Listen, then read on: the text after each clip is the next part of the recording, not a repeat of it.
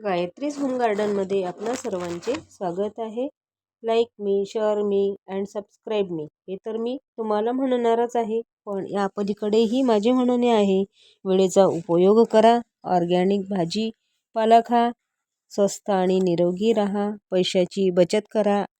कारण शेवटी एक वाक्य खरेच आहे की हेल्थ इज वेल्थ.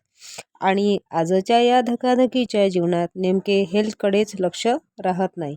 कारण केमिकलयुक्त खाणपान आणि राहणीमान आणि या सर्वांसाठी करावी लागते ती धावपकड.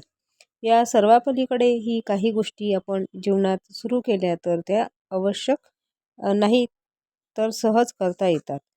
आणि अशक्य तर नाहीतच, पण त्या सहज करता येतात. आणि त्या करण्यासाठी लागते ती आवड आणि मनाची तयारी. आज आपण विषय घेतो आहे तो कचरा, जो सर्वांकडेच तयार होतो, मिळतो आणि त्याच्या व्यवस्थापनाचा विचार येतो. कचरा हा प्रत्येकालाच नको असतो, पण जर हाच कचरा आपल्याला आरोग्यही देत असेल आणि आपणाकडे हिरवेगार गार्डन तयार करत असेल तर का नाही आपण त्याचा उपयोग करावा. कचऱ्याचा उपयोग करावा कसा हे मी तुम्हाला माझ्या प्रयोगातून करून दाखविते. तो प्रयोग ॲक्सेप्ट करा आणि लागा तर मग ग्रीन गार्डनची सुरुवात करायला आणि रंगीबेरंगी फुलांची निर्मिती करायला, ऑर्गॅनिक भाजीपाला तयार करायला आणि वेळेचा उपयोग घ्यायला.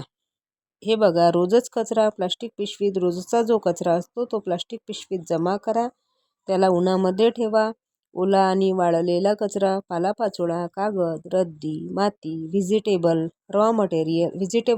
रॉ मटेरियल्स इत्यादीपासून सुगंधित माती तयार करा. आणि आपल्याकडे फुलबाग, फळबाग, भाजीपाला बाग तयार करा. ग्रोबॅग सुंदर अशा मातीने, कचऱ्याने भरूया आणि त्यावर बीजारोपण करून त्यापासून तजेलदार असे उत्पन्न काढूया आणि निरोगी राहूया. सेव्ह हेल्थ, सेव्ह वेल्थ करून बघा, नक्कीच खूप मोठा आनंद मिळतो मनाला. तर मग सुरू करा व्हेजिटेबल गार्डन तयार करायला आपल्या टेरेसवर, अंगणात आणि आपल्या आजूबाजूच्या परिसरात. ग्रुपने करा, एकटे करा, फॅमिलीला घेऊन करा आणि आनंदी राहा.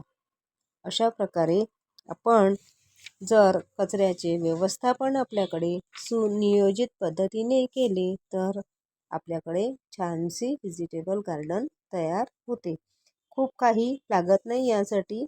फक्त रोजचा जो झाडू काढतो, घराला लावतो आपण, त्यापासून जो कचरा मिळतो, आपल्या अंगणात पडणारा पालापाचोळा, कागदी, रद्दी, जे काही टाकाऊ असतं, जे आपण बाहेर फेकतो किंवा कचरा गाडीत टाकतो, इतरत्र इकडे तिकडे टाकतो, त्याला छानपैकी प्लास्टिक पोत्यामध्ये, ग्रोबॅगमध्ये जमा करा. त्यावर थोडी माती, राख, ताक याचे जर मिश्रण टाकत राहिले तर तो कुंजतो कचरा आपल्याकडील आणि छान अशी माती आपल्याला त्यापासून तयार होते आपल्याकडे. आणि या मातीचा उपयोग आपण छानसे झाडे लावण्यासाठी, शेंगांचे वेल लावण्यासाठी आणि इतरत्र भाजीपाला लावण्यासाठी करू शकतो.